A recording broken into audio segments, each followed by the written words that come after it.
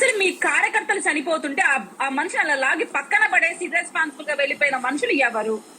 ఇప్పటికి కూడా మీరు ఇంతవరకు కూడా జగన్మోహన్ రెడ్డి గారు బయటకు వచ్చి అరే నా కార్యకర్తకి ఇలా జరిగింది, ఎక్కడెక్కడో చనిపోతే వెళ్తున్న జగన్మోహన్ రెడ్డి గారు తన కాన్వాయ్ దగ్గర యాక్సిడెంట్ తన వెహికల్ తో అయినప్పుడు ఎందుకు జగన్మోహన్ రెడ్డి గారు సదరు వ్యక్తులని పరామర్శించలేదు? జస్ట్ ఒక 10 lakhs ఇచ్చేది దుమ్ము దులుపుకుంటున్నాడు.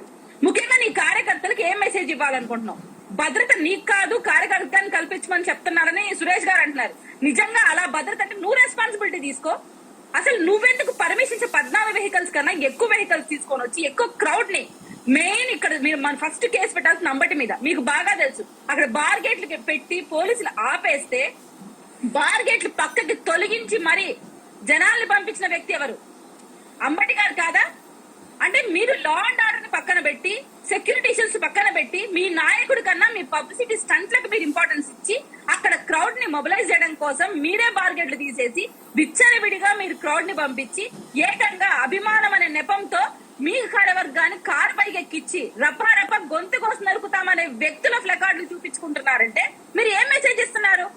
ఈ రోజు దళితులని మాట్లాడే జగన్మోహన్ రెడ్డి గారు సాక్షాత్ ఒక దళిత వ్యక్తి చనిపోతే ఎక్కడొచ్చి స్పందించాడు అంటే కేవలం దళితులను ఒక ఎస్సీ కార్డు కింద వాడుతున్నాడు. నిజంగా మీకు ఒక వీడియో నేను చూపించాలి.